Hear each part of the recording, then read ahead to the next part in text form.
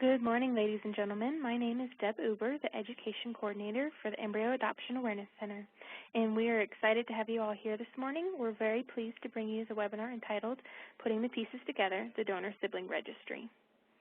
And this morning, our presenter today is Ms. Chris Probasco. Ms. Probasco has over 40 years of experience of infertility counseling and adoption experience.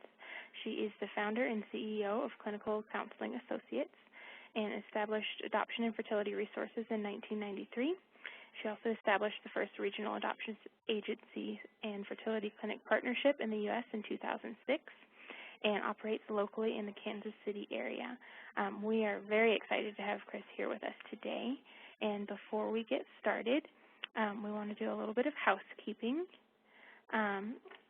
During the presentation, all participants will be in a listen-only mode. There will be a question and answer session at the end of the presentation using the questions you submit through the Q&A feature. You may submit your questions at any time during the session, and we will answer as many as possible at the end of the presentation. To ask a question, simply click on the Q&A panel in the lower right-hand portion of the screen. Type your question into the dialog box and click the send button. If you happen to be in the full screen view, you can click on the question mark icon on the toolbar in the lower right-hand corner of the screen. This is going to open the Q&A panel on your screen only. When you submit your question, it will be visible to all of the panelists, but not visible to any of the other attendees.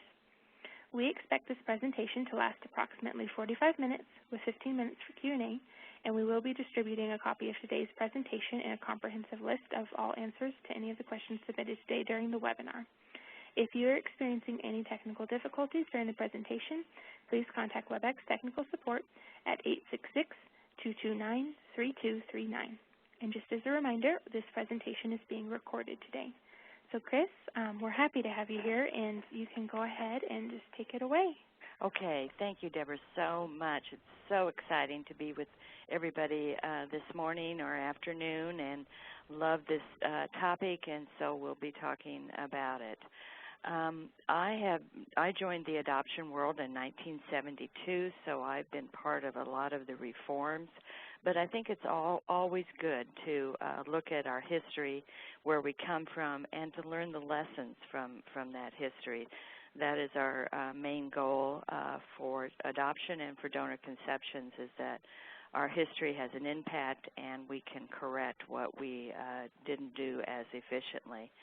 A lot of the history for adoption starts with the orphan trains, and that actually started in 1850 when children from the East Coast were sent by trains to the Midwest. In fact, into Iowa, where I was raised, there were lots of individuals that came from the train to be farm helpers and also some children for families.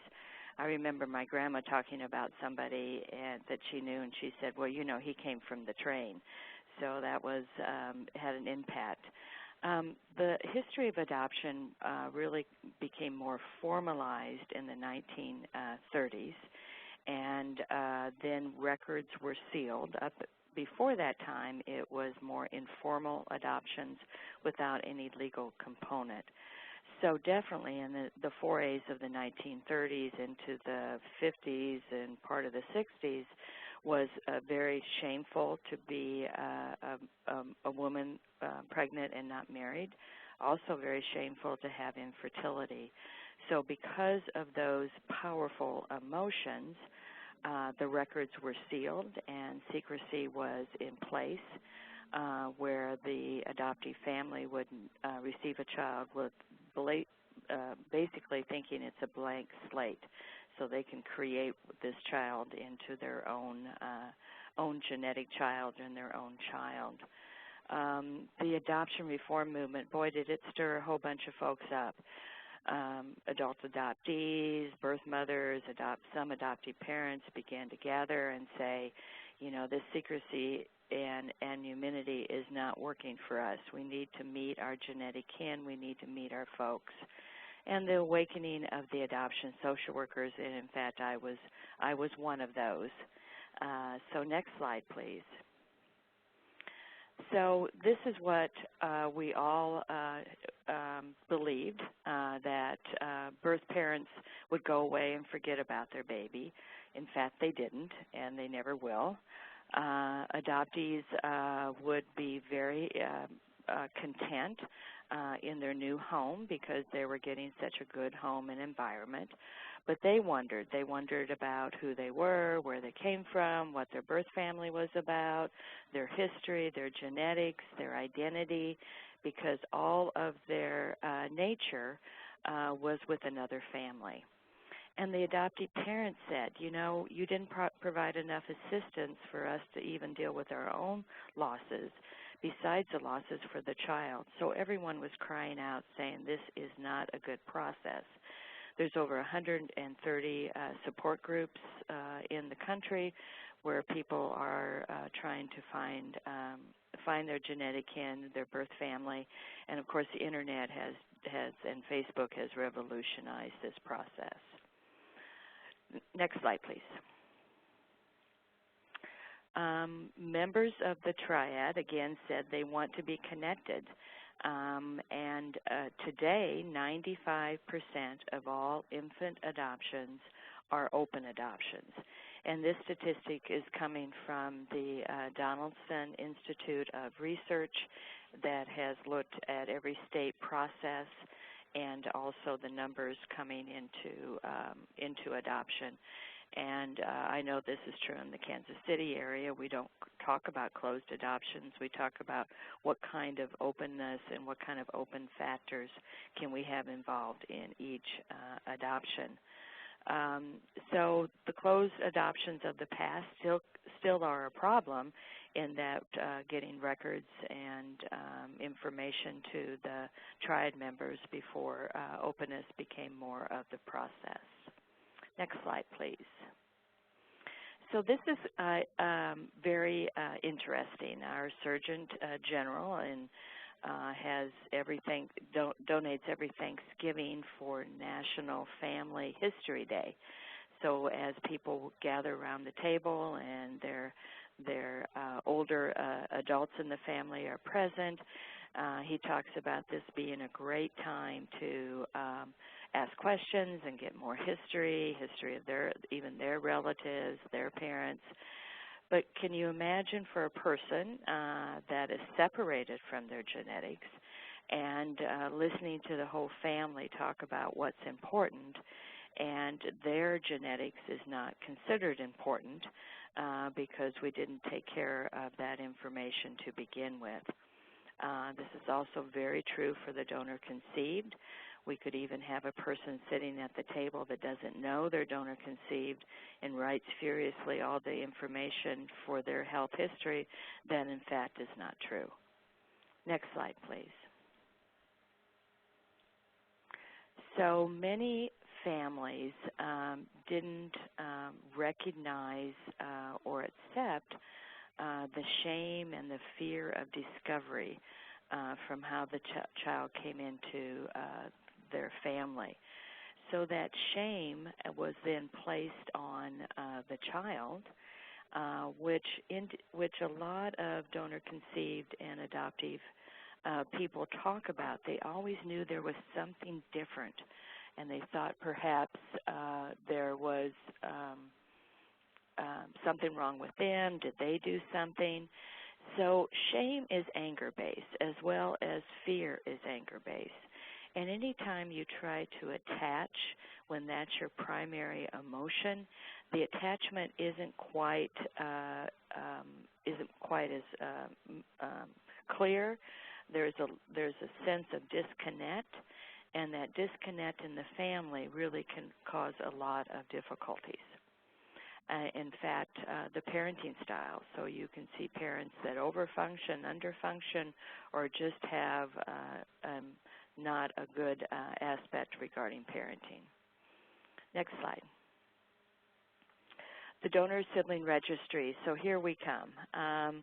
It's really a family registry. It's families getting together and getting information from families.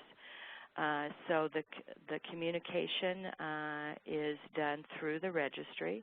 The registry initially started in 2000 with Wendy Kramer and her son Ryan. It was a little Yahoo website, and it now has grown to over 50,000 members and continued to grow. That 50,000 is about 6 months old, so I probably need to refresh about the numbers. And originally was for sperm donation because that's how Ryan came into the family, but it's now grown to be for families that create that bring their children home through egg or embryo donation. Next slide, please.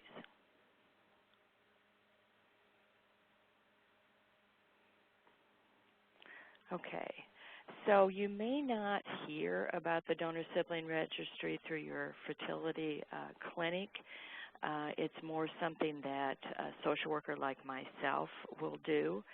So I have a stack of brochures from the donor sibling registry that I give out to patients as I see them when they're making the decision for a donor conception.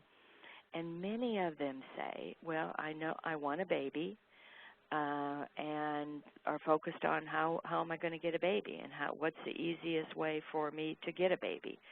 And they don't really think or process that this baby will have a future and this baby will have needs, social, emotional, medical needs, and keeping in contact with genetic kin is going to be so important as that child develops and their needs become apparent. So other countries have become have national registries. Hope one day we will. Australia was the first one to have the registry, and then followed by these other countries. So it's really a national registry where folks are connected, and they can activate that registry for medical questions, social questions, and then when the child is 18, they may activate the registry and have identity contact if desired. So the donor sibling registry is the best we got in the United States, but definitely will not replace a national registry.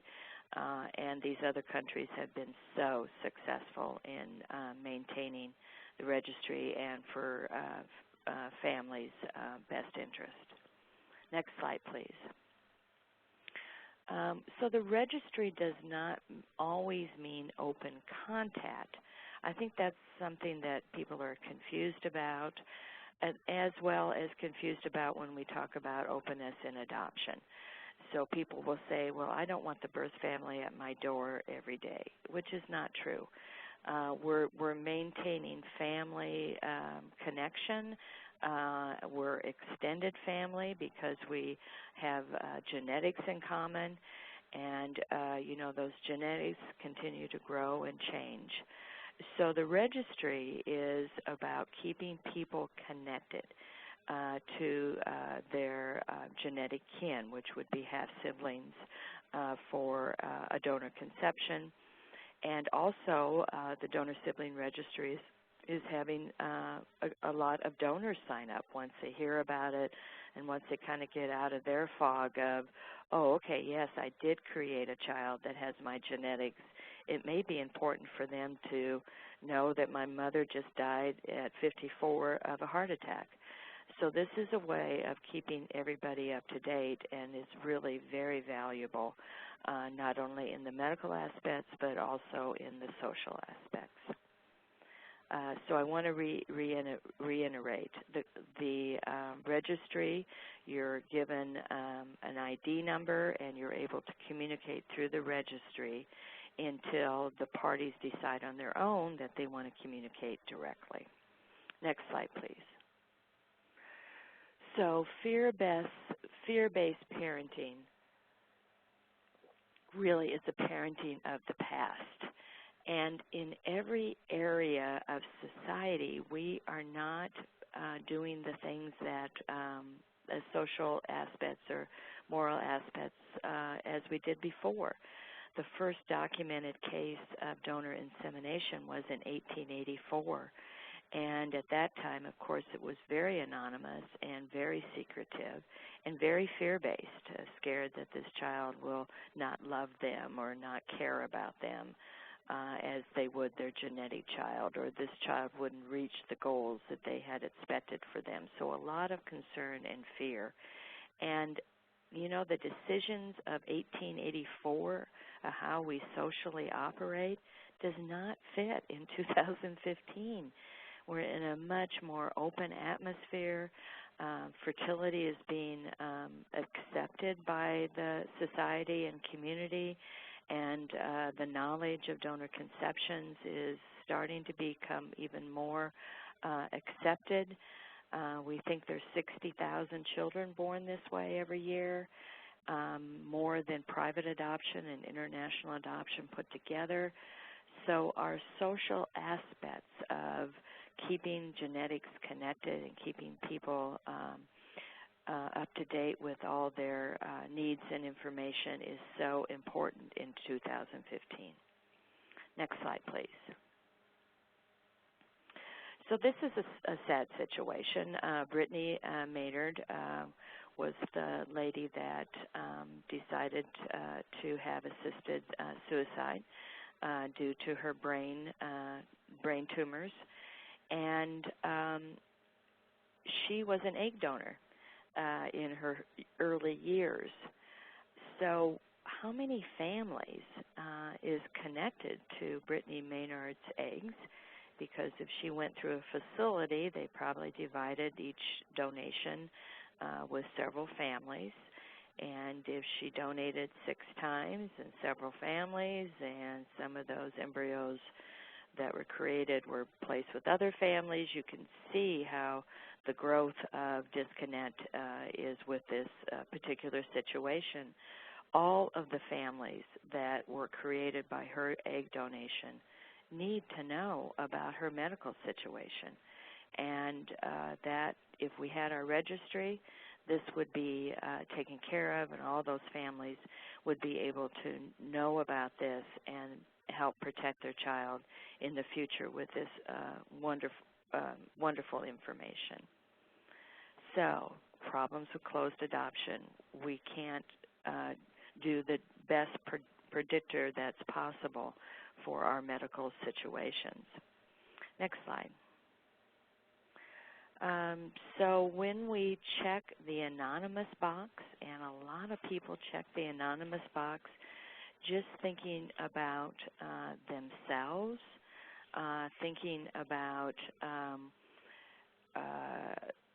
this will be easier. I don't really need to know much about the egg donor. All I need is a younger egg, and my physicians are talking about anonymous. The egg banks, the sperm banks are talking about anonymous.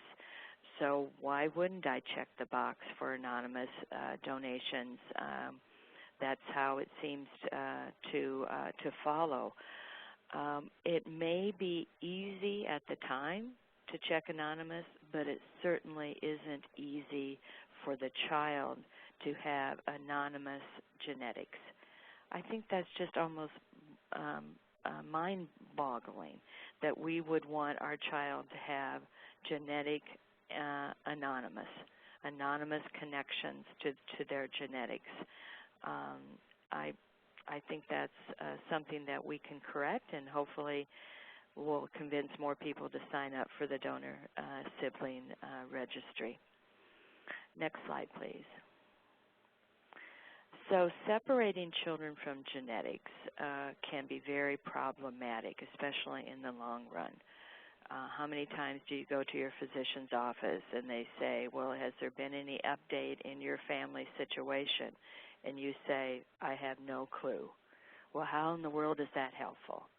It's not helpful for the parents in parenting their children, and it certainly isn't helpful for the adult once they are in charge of their medical records to have more unknowns than knowns. Today we're learning more and more about genetics, epigenetics. I mean, we are just learning so much, and we are handicapping individuals by anonymous placements. Next slide, please.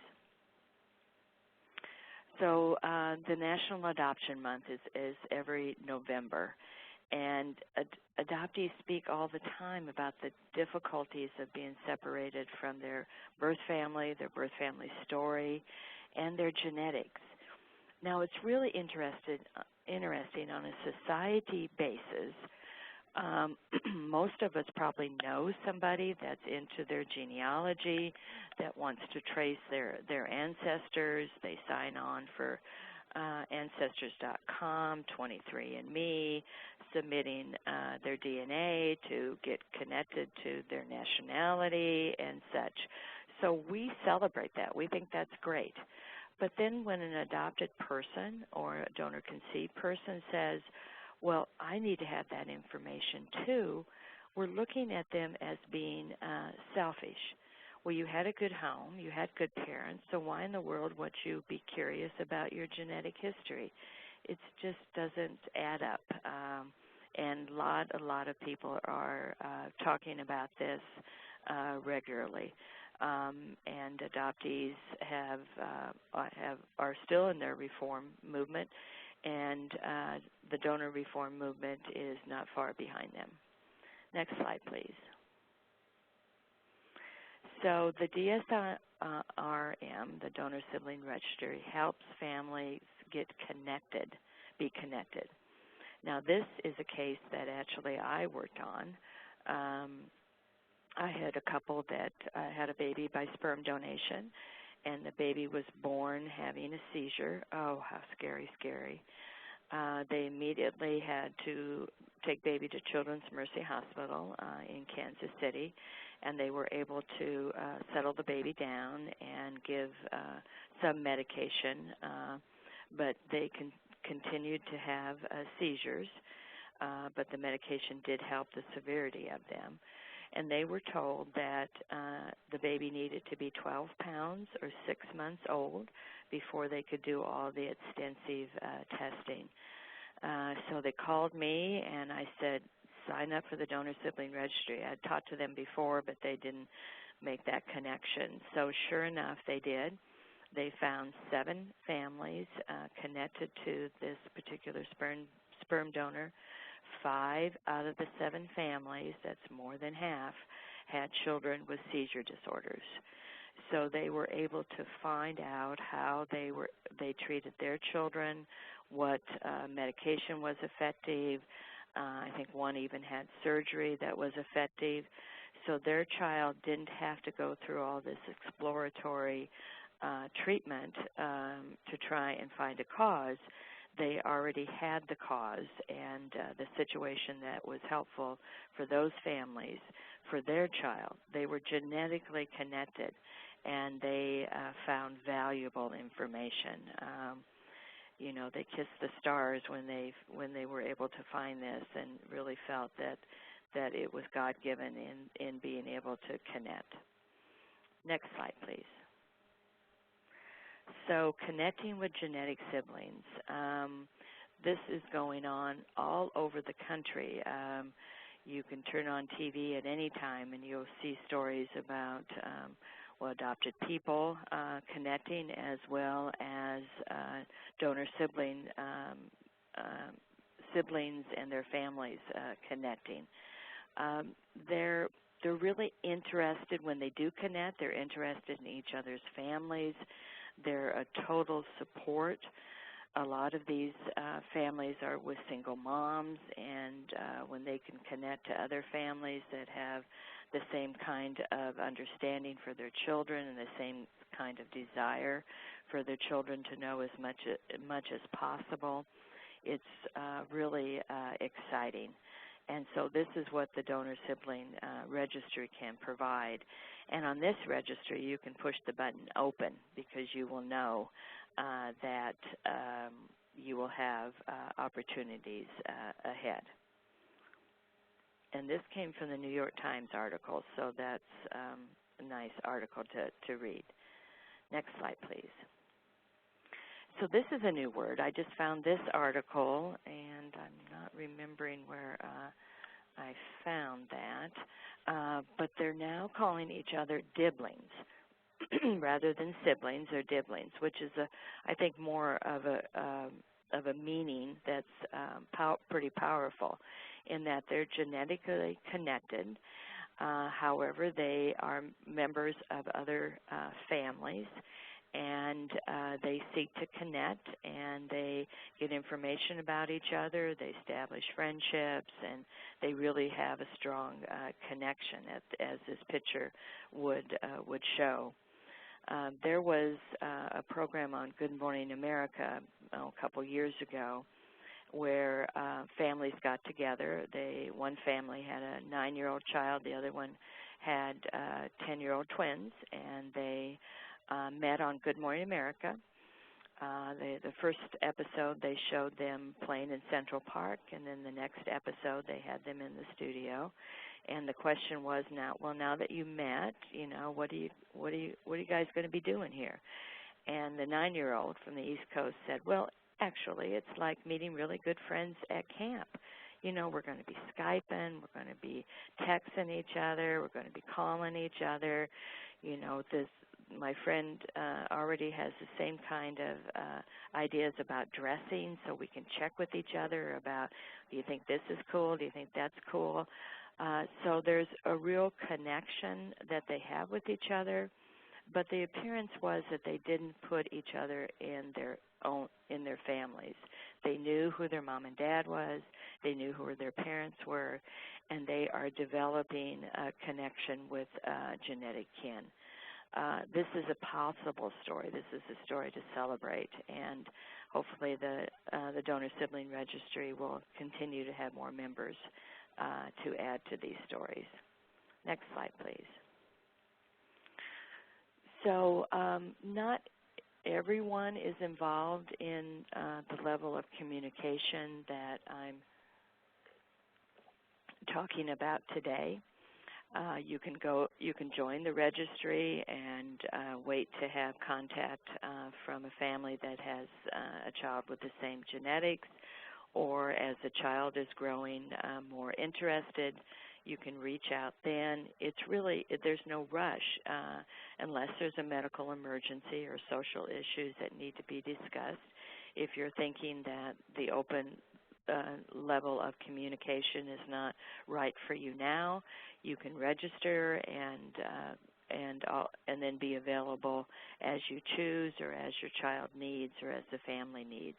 So that's the great thing about the registry, and the ability to keep the connections there, and you can use them as needed.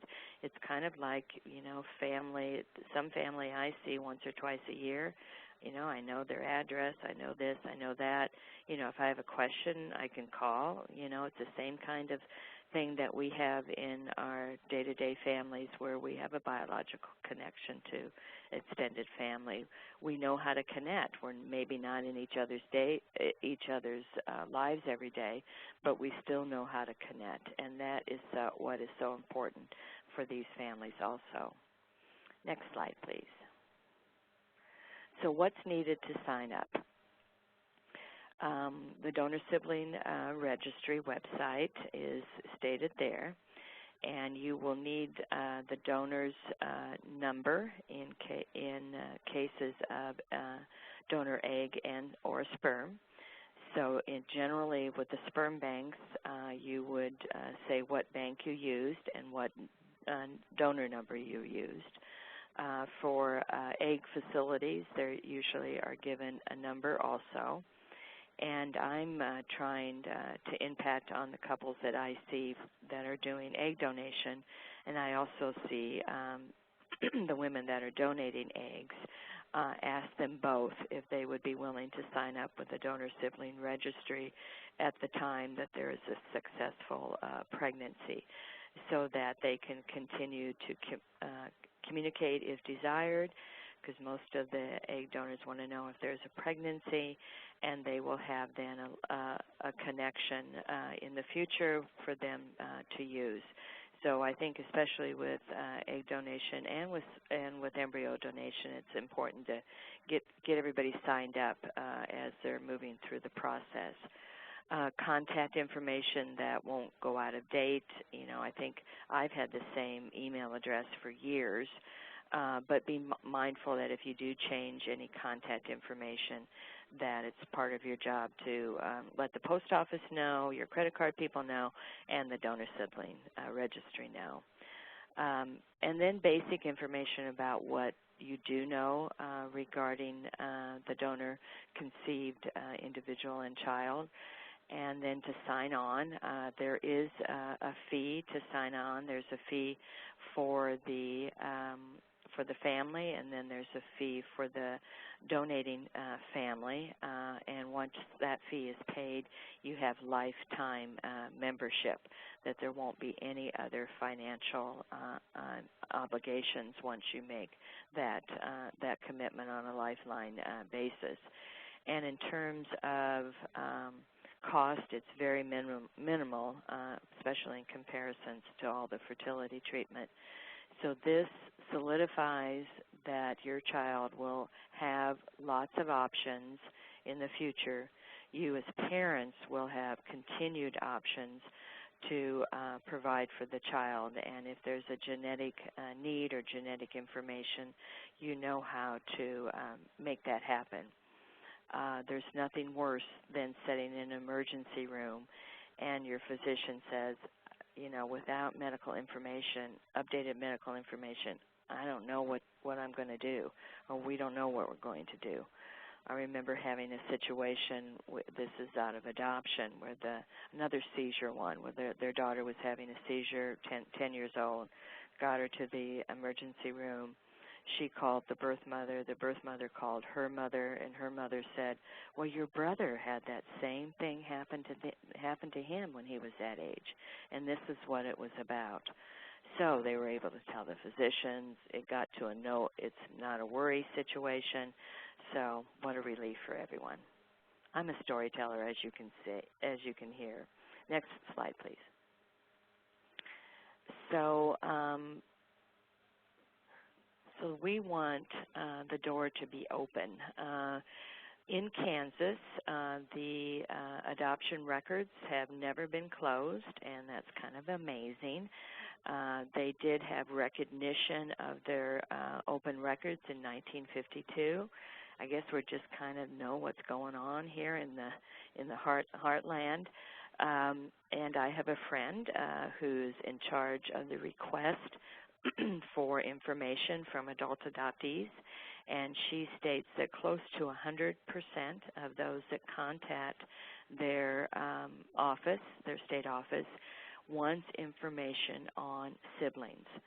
So they ask about siblings first, their birth mother next, and then their birth father. But their drive is to connect to siblings. And so I think that's very important for us to know, that families, once adoption's placed or once donations made, that they continue to have a life. And those that are genetically connected to them want to know about their life. So, you know, closed adoptions isn't stopping people from looking. The Internet and Facebook has just been outstanding in terms of connecting to people. I used to run an adoption agency for many, many years in Independence, Missouri, and I still get, and it was closed records at that time, and I still get calls from adopted people saying, do you remember me? And they were a baby, and they had a date of birth, and of course, you know, when you're an employee, you don't take records with you. So the need for connection is there, and I think we honor our children by preserving as much as we can their connection with their genetic kin, because we're the ones that made the decision that they were going to come into our family, and therefore we're responsible for being an advocate in their behalf. Next slide, please. The need for a national donor registry. Oh, my gosh. I talked about Australia a little bit before, and it has been going beautifully. I helped bring a social worker from Australia to the American Society for Reproductive Medicine's mental health course a few years ago, and she just talked about their society accepts donor conceptions. Everybody understands the needs for connection, and individuals that have a donor conception have a national donor registry connection. So the registry consists of the family that is parenting the child, and then the donor family that provided the genetics. They're lifelong connected, and so information can be shared on an ongoing basis as health difficulties arrive, in particularly, and also if there's social, emotional needs from the child. If the child develops difficulties, they're able to report that on the registry. And if the donor family has children that has difficulties, they're able to report that on the registry. So it's just a way of keeping connected that, again, is so important. Next slide, please. So choosing openness for your family. So choosing the open button. It starts with when parents are faced with a choice of how they're going to bring a child into the family, and they've tried hard to have a genetic child, and for whatever reason they are not able to have that happen for them. They then will look at a donor conception. I think a lot of families do. And choosing an open relationship in some type, an open connection. It's not day-to-day connection. It's a connection that you can use as you need and is available for the child. The child will say to you, "Thanks for keeping this going. It means so much to me."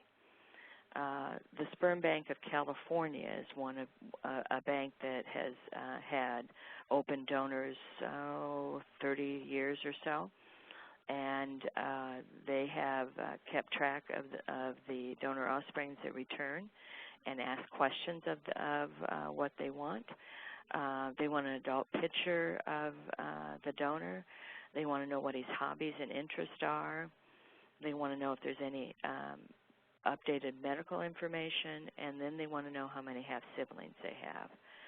So they are speaking to us and saying, provide this to us from the very beginning, and then we can search and try to get further information when it's our timing, not necessarily because we're so curious. We can check out as we develop into adulthood that this is available for us, and we're so glad that you chose the registry. Next slide, please.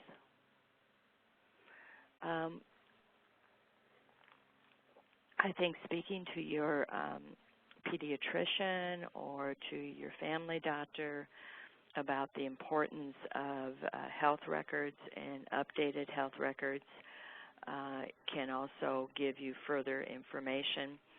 Now, I am sharing a little more personal right now, but I did turn 65 in January, and I now have Medicare, and we have Welcome Medicare for any of you out there package that has, I don't know how many, 10 pages or so for me to fill out of in-depth family history. So, if you're donor conceived or in a closed adoption, you don't have that. So every page would be, I don't know. But my physician said it's even more valuable now to have that history, so as she's helping me make medical decisions for the future. So I think your physician would be encouraging you to keep up contact so that any additional information once the child grows into adulthood can also be available. We do get lots of medical history on a donor. I'm very pleased about that. I worked in the time where you didn't get any information, so at least that is there. However, it changes the day they fill it out, so it's time limited. And yes, we got good history, but what else happened? What else happened in your adulthood? What happened to your family members? keeping that, having an open door so that information can become back and forth is so valuable for effective parenting and the identity needs of the child growing into adulthood. Next slide, please. Oh, okay. Now we've got questions. Yes, we do. Thank you so much, Chris. I love that story about the family you worked with that were able to figure out about that seizure disorder. Right. That can be so scary. I had my niece when she was 2. She was my parents' first grandbaby too, so you can imagine the panic. She ended up having a seizure, and good grief, the whole family was just in a flurry trying to figure out what was going on. Right. And, you know, of course, once the doctor said, okay, this is what's going on, this is the situation, then everybody can calm down. But that has to be so valuable for them to be able to just, you know, call around, send some emails, and they'd be able to get that information. Yeah. So that's just right. We're not amazing. parenting in the dark. Yes, exactly. Yes. Yeah. Exactly.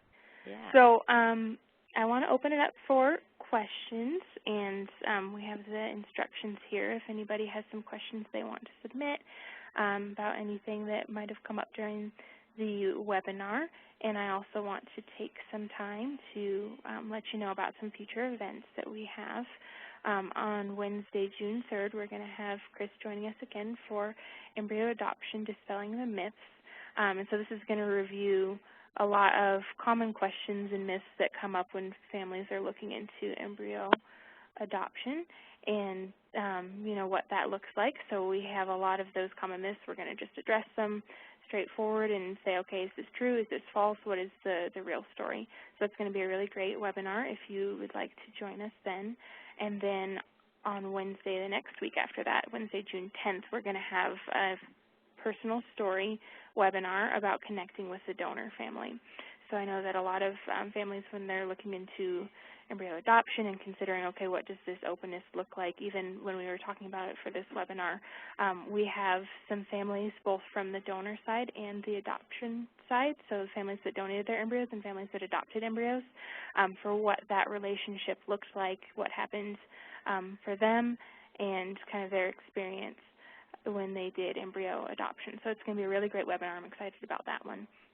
And then I also wanted to let you all know about our latest educational tool, the magazine Pathway to Family. It's a really great magazine that just has some great options if you're looking into embryo adoption or just fertility options. I would really recommend that you check it out. You can go to pathwaytofamily.org and get a free copy sent to your house, or you can just check it out online. So I will go ahead and see if there's any questions yet. I'm not seeing any. Kim, I know sometimes you see questions that don't pop up on my screen, so if you see anything, let me know.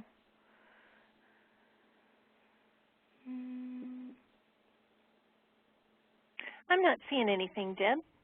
Okay, that's what I was thinking. Oh, there we go. There's one. All right, Chris. The National Registry in other countries in Australia, they're addressing that. Is that registry required if people are going to donate or be recipients of donated egg or sperm? So is that a requirement for the National Registry, do you know? Yes, it is, yes. It's a federal requirement, and so the fertility practices abide by that. And when there's a pregnancy, they register them. And then when there's a birth, they register that there's a birth. And then they have federal resources that regulate the registry.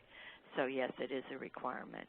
And it really just breaks down all the walls of connection, of, you know, the people before, the lives of a lot of people before have impacted their decision for the National Registry. And probably these countries are more open in terms of their society also. But, you know, it's already been decided for them. It's the best for everyone. And so when folks come in to seek fertility, seek donor conceptions, and this is what happens. So there's no argument about it. There's no, well, we don't want to do that. Well, if you're not wanting to do that, then we're not going to be able to serve you because it's best for kids. And they really do take a child-focused opinion on this. and it's probably went through lots of layers of authorities before it was official. But they, these countries have done that work, and I think we already know that that's important, and hopefully the National Registry will come about for us also. Mm-hmm. The other thing that you talked about, Chris, that I thought was a really good analogy is how into genealogies people in our country are, and they're searching for information about their genealogy. Yet when it comes to this idea of open relationships in either, an already born child adoption or using donor egg, sperm, or embryos, it's like a terrible, terrible idea. Right. And it's like, wow, that's a pretty big leap to make between, oh, yeah, the genealogy of my family is okay, but no, my kids shouldn't know anything about the genealogy of where they came from. Right. That's kind of, that's a very good point. Thank you for making that. You're welcome. You're welcome. Yeah, it's mind-boggling, isn't it? The inconsistencies, and a lot of times you hear adult adoptees say they feel like they're second-class citizens, that they don't really have the same rights as other folks, and the donor conceiver saying the same thing. Well, Deb, I'm not seeing any other questions this morning, so I think we should let our viewers get on with their morning. Chris, we are so happy that you were joining us this morning, and we'll look forward to doing a webinar with you next month. Okay, that's terrific. Good morning and goodbye to everybody. Oh, thank you for joining us. You're welcome.